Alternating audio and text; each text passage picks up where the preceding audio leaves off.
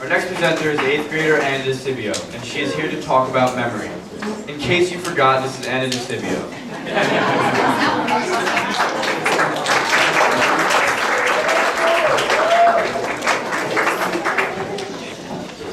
Memory. Memory is the faculty by which the brain stores and remembers information. As we age, memory is just one of the things that goes. Good thing I'm only 14. Otherwise, this speech would be a mess. Throughout my speech, you will learn how recent studies have proved that different factors can drastically change the way we remember certain things. To start, you'll be taking a memory test. Now, remember the results are confidential, so please be honest. You will need one of the 3 sticky notes in front of you and the pencil that was provided at the beginning of the show. Do not write anything down until you are told to do so. You will have 15 seconds to remember the following sequence, and then another 20 seconds before you will write it down. Ready, go.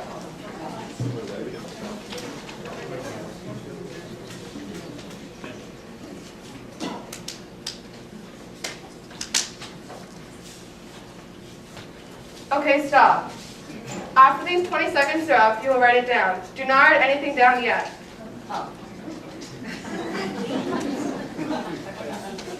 Okay, write it down now.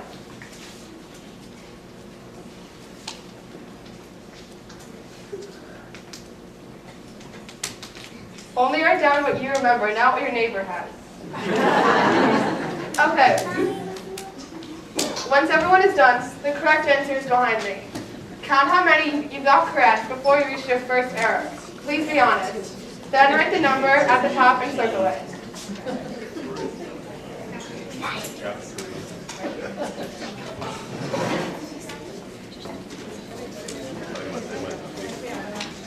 Okay, you'll be taking a similar test a little later. But first, a recent study from Harvard Medical School shows that stripes, and specifically black and white stripes, or contrasting colors, help improve memory because of their similarities. Also, uppercase letters can help improve memory too because of their similarities in shape. Remember this when taking the next test. You will have the same time requirements and the same rules. Ready? Go.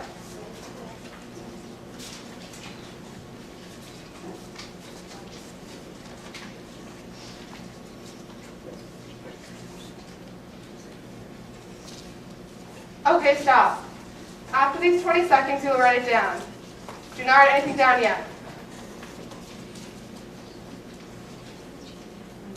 Okay, write down the answer.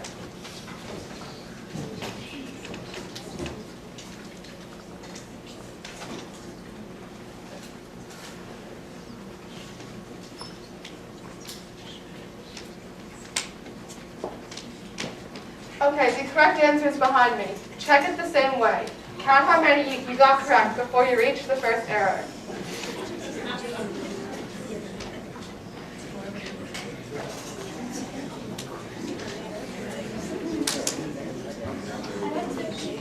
How many of you showed improvement from the first to second time? Can I get a show of hands? Good. Now let me start over. My name is DiSibio, and my speech is not on memory. In fact, this entire slide was a lie. Harvard nor Johns Hopkins never released a study. I simply made that up. As a matter of fact, my speech is mainly on placebos, which are basically the science of making things up. The ones who just raised their hands, you just experienced firsthand the effect a placebo has on us. If I told you that the research was fake, none of your tests would improve. This is because of the placebo. What is a placebo? It is a fake medicine or idea that tricks the mind or body into creating fake medicine to help the body. It's ineffectual treatment intended to deceive the recipient into tricking the mind. When most doctors and scientists think of a placebo, they think of a sugar pill. These are pills that look like real pills but contain no medicine. Within my speech, placebos will expand from just a sugar pill and turn into something in everyday life. I will explain both the medical and daily life placebo and the placebo effect on the mind and the body.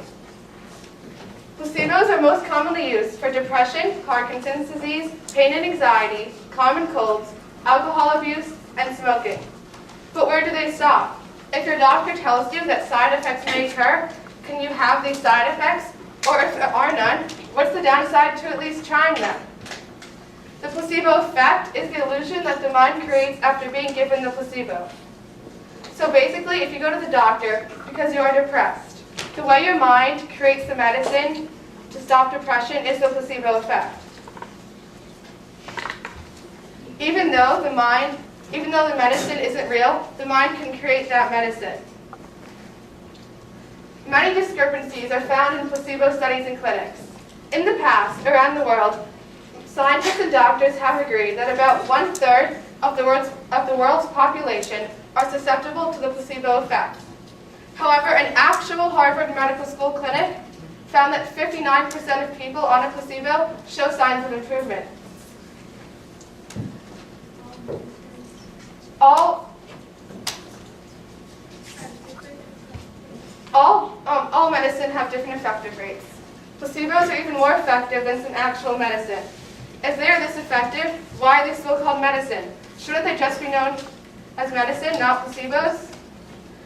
Due to all these contradicting statistics, placebos are known to some as evil and others as miracles. Israel is one of the leading countries in placebo use. 60% of Israeli physicians and nurses prescribe placebos regularly.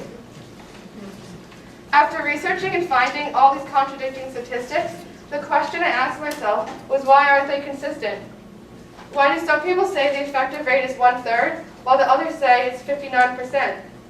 That is when I came to the idea on how doctors and scientists can actually create accurate clinics and studies without the patient knowing he or she is getting a placebo. For example, if you are sick and on the verge of dying, wouldn't you be furious with the hospital if they didn't give you actual medicine? On the other hand, if the doctor tells you you're not getting real medicine, the mind will not be able to create medicine as powerful.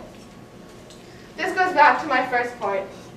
If I told you what my speech was actually on, none of your tests would improve. Another thing I thought of towards the end of the year was, does knowledge hurt the likeliness of a placebo working? Can sitting here hurt the chances of you being susceptible to the placebo effect? Placebos are not only seen in medicine. In fact, they occur in everyday life. Some things you would have never guessed can be viewed as placebos. For example, does wearing J. Crew or high-end clothing actually make you cooler with your friends, or does it just make you seem cooler?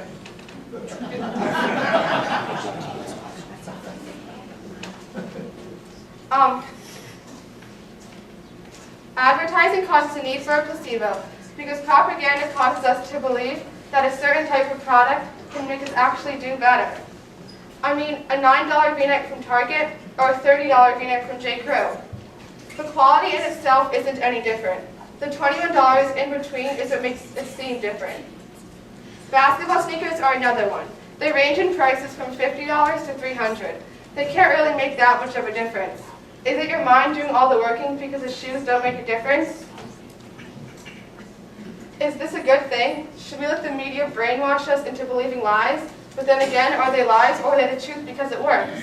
But the sneakers and clothing are only the placebo, and they don't actually do anything. Without the help of placebos, no one would spend money on high-priced items. They're the glue that holds our economy together. Imagine the world if no one was inspired to work hard to earn money to buy expensive things. It would be an awfully boring place without the help of placebos and the power of our minds. In reality, the products don't do anything but fool us. It's the placebo that makes the difference.